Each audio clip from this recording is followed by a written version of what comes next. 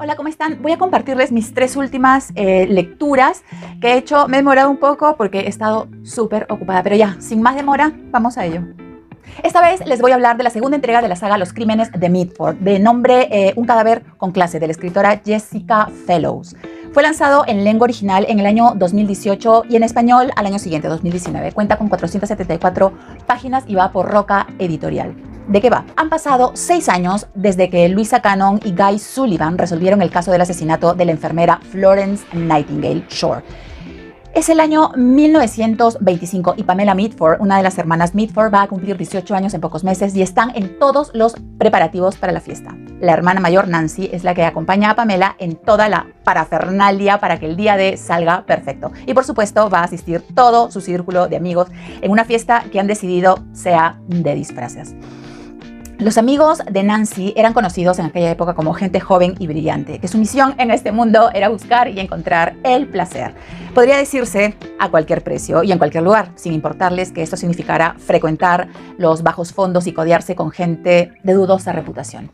Ellos tuvieron una idea genial con la que cerrarían con broche de oro la fiesta de Pamela, organizar un juego que consistía en la búsqueda de un tesoro. Debían recolectar una serie de pistas, objetos, y el que lograra descubrir los acertijos pues ganaba la partida y así lo hicieron.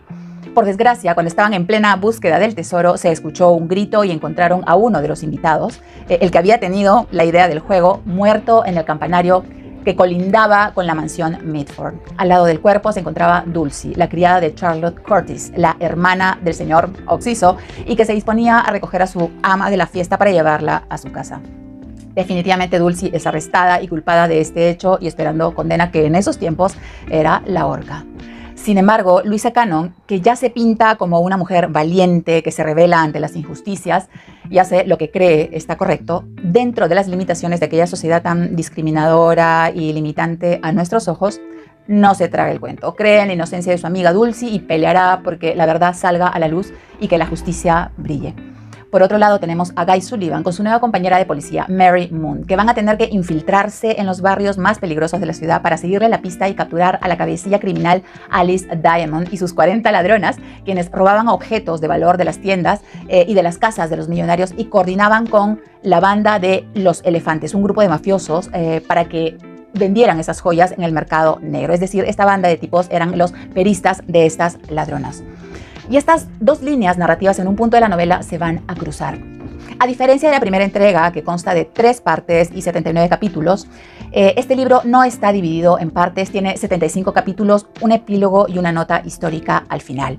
Los capítulos son cortos, así que es una lectura que se va como el agua.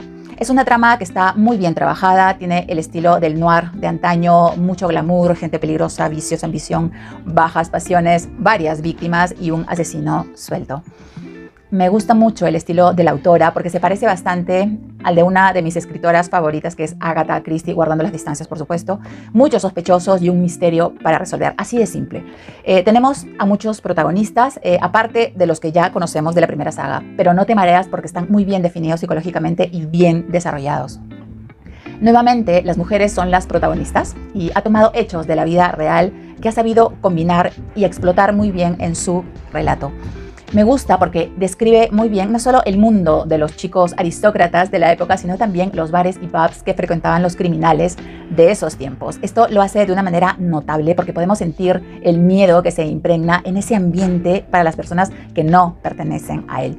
Asimismo, describe muy bien las reglas y los muros invisibles que Louis observaba que existían entre la gente de sociedad y aristócratas. Si una chica o un chico iban con un atuendo que no combinaba en algo, por ejemplo, eso era un error garrafal para su círculo, motivo suficiente para que te convirtieran en un paria.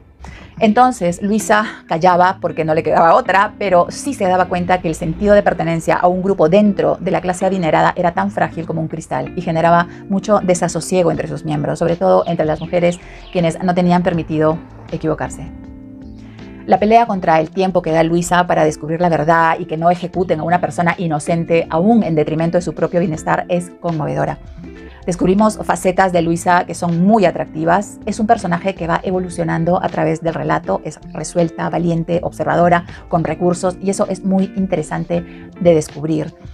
A medio relato parece que la trama se dispara por todos lados y luego uno piensa, ¿y ahora cómo vas a terminar con todo esto? Pero, como ya nos tiene acostumbrados, Jessica Fellow saca ases bajo la manga y empieza a jugar con los giros, con los personajes, con las trampas y al final todo encaja perfecto como debe ser en toda novela de misterio. Es una historia muy entretenida, es como si leyéramos sobre las Kardashians de los turbulentos años 20, unas socialites fuera de serie que existieron en la vida real y que la autora mezcla sus vidas con sucesos y personajes verídicos del pasado y que emergen del bajo mundo para cruzar sus historias y hacer de este relato algo muy entretenido de leer. Y ya para terminar, el eje de la novela es la ambición. En un caso sin límites, aquella que lleva a la autodestrucción, porque los límites éticos y morales son descartados, sobre todo cuando nos ubicamos en una sociedad que valora el éxito económico y social por encima de todo lo demás. Evidentemente, esto puede dar como resultado esa codicia desmedida junto con sus consecuencias negativas, y eso lo vamos a ver aquí. Y por otro lado, la historia también nos presenta esa misma ambición, pero como producto de una fuente de creatividad, energía y de justicia que impulsa a los individuos a superar obstáculos aparentemente insuperables y alcanzar logros significativos que van a beneficiar a la sociedad en su conjunto. Es la ambición manifestada en dos contextos diferentes. Lo importante es que la canalicemos de manera constructiva. Y eso lo vamos a ver aquí.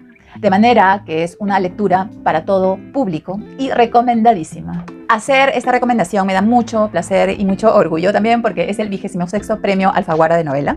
Después de una deliberación en la que 5 novelas de 706 fueron las seleccionadas para el premio, el jurado, presidido por Claudia Piñeiro, una súper escritora, decidió otorgar el premio a 100 cuyes del escritor peruano Gustavo Rodríguez. Hubo un tema con el título de la obra porque algunos miembros del jurado no entendían por qué aquel título, otros lo entendían perfectamente, y el autor se mantuvo en sus 13 y no lo cambió. Como dice el mismo escritor, ¿verdad? Nosotros leemos libros editados en España con gilipollas y capullo y lo aceptamos buenamente. Aceptar un cuy a cambio me parece justo. Y suscribo. Esta es una obra que relata la experiencia de nuestra protagonista, Eufrasia Vela, una mujer del interior del país, madre soltera y hermana, como cuidadora de adultos mayores en distritos acomodados de Lima. Empieza la novela mostrándonos a esta mujer en el metro de Lima, yendo a trabajar al departamento de Doña Carmen, viuda, que se recupera de una fractura de cadera y que había perdido las ganas de vivir desde que le pusieron al frente de su departamento una mole de cemento y fierro que le tapaba la hermosa vista al mar. Entonces, de arranque la novela pone sobre el tapete el paso inexorable del tiempo y mete el dedo en la llaga de lo vulnerables que somos todos al llegar ancianos, la fragilidad que enfrentamos y el trato que recibimos. Pero doña Carmen no sería la única anciana que iba a cruzarse en el camino de Eufrasia. También estaba el vecino de piso, el doctor Jack Harrison, que tenía parálisis facial y un cáncer a la próstata que lo estaba consumiendo. Y por último, tenemos a una pandilla de octogenarios que vivían en un hogar y que eran los 6 magníficos, personajes bien construidos con esa esencia de peruanidad inconfundible que los hace únicos y que presentan una evolución muy atractiva.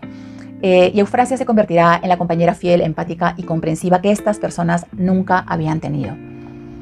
Es un relato profundamente limeño y mestizo actual, no de la Lima que Vargas Llosa escribió hace 50 años. Aquella Lima no tenía más de 2 millones de habitantes, ahora somos más de 10 millones de almas y una gran cantidad de ellas son migrantes, de manera que Lima es hermosa e interesante en ese sentido, en sus matices inmensos. Es un libro que muestra nuestro lenguaje, nuestros modismos, nuestra idiosincrasia y nos regala una visión optimista de la sociedad porque podemos ver la relación de cariño recíproco entre personas de distintas clases sociales. Muchas veces nos sucede así. Que sabían que habían cruzado el Rubicón de la autonomía, ese hito invisible que separa a los ancianos de quienes no lo son. Vemos ese nexo que unía a esta mujer y a sus pacientitos. No era otra cosa que el afecto, el respeto, el cariño y eso es muy bonito de ver. Por cierto, los peruanos hablamos todo en diminutivo. ¿Un vasito de agua? Ay, debes estar cansadito. Recibí una platita. Ahí está, echadito. Describe los lugares por donde paso todos los días de mi vida de una manera tan exacta, sin exagerar, perfecta, que a veces sentía que si me asomaba a la ventana iba a ver pasar a Eufrasia en cualquier momento. Fue una experiencia maravillosa para mí. Pero también es un relato con una temática universal muy importante, tener una vejez digna. Como humanidad hemos logrado extender el promedio de vida de las personas. Ahora se vive más, pero ¿se vive mejor? Este relato nos lleva a reflexionar sobre los esfuerzos que hacemos para que los adultos mayores vivan esa etapa de la vida dignamente. En mi país somos una población joven todavía y pareciera que eso está tan lejano que nadie se ocupa de los viejos más que la familia, en el mejor de los casos, si es que la tienen. Digamos que el eje de la novela es la dignidad, pero hay muchos temas de gran profundidad. ¿Por qué el título? Porque el cuy viene a ser la imagen del pago por un servicio. En este caso, un servicio bastante especial que Eufrasia ofrece a estos viejitos que tanto quiere. También hay mucho humor negro, ¿verdad? Eso es un gran acierto en la novela porque sin humor creo que esta novela no existiría. No puedes entrar a ciertos temas sin él. Al tocar un tópico tan melodramático de viejitos que están en bajada, creo que el humor negro, más el recuerdo de la música y de las películas de antaño, es algo que convierte esta lectura en algo muy ligero y entretenido. Es una novela que trabaja mucho en la memoria y en los recuerdos. Creo que los escritores hispanoamericanos tienen una mayor conciencia de la importancia y el valor de la literatura como una expresión cultural de sus países, y el trabajo de Gustavo Rodríguez refleja esa cultura literaria que nos transmite con una gran calidad. Además, está llena de reflexiones y definiciones de lo que es la vejez y de lo que significa. Y ya para terminar, van a pasar un buen rato, van a conocer mi ciudad, se van a reír mucho y van a reflexionar sobre el derecho de envejecer dignamente. Así que a leer. Desde el año pasado quise leer este libro porque la sinopsis me pareció muy desgarradora y además porque fue premio Fernando Lara del año 2022. Se trata de Adiós Pequeño de Máximo Huerta. Con relación a Máximo Huerta. Hoja del chismecito literario. El 99% de los políticos o aspirantes a políticos fracasan tarde o temprano y los intelectuales no tienen una medida mucho mejor. Huerta aceptó ser el ministro de Cultura y Deportes de Pedro Sánchez, que no me gusta, y dimitió a los 7 días después de revelarse que fue condenado por defraudar más de 218.000 euros 10 años atrás. Y creo que todo fue un malentendido. Yo creo que más que escándalo fue torpeza del presidente del gobierno español por proponérselo y de él por aceptarlo.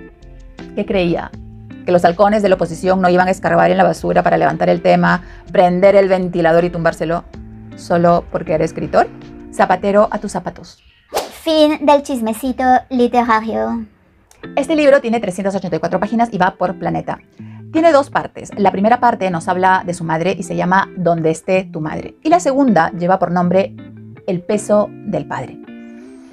En cuanto al ambiente, en el presente nos ubicamos en Buñol, y cuando nos habla de su pasado, de sus recuerdos de infancia, nos trasladamos a Utiel. Y es ahí que conocemos la idiosincrasia y costumbres de aquella época. No eran personas de una gran ciudad, sino los habitantes de un pueblo de España. Y ese acercamiento lo haremos a través de sus padres, sus tíos, abuelos, vecinos, amigos, etc.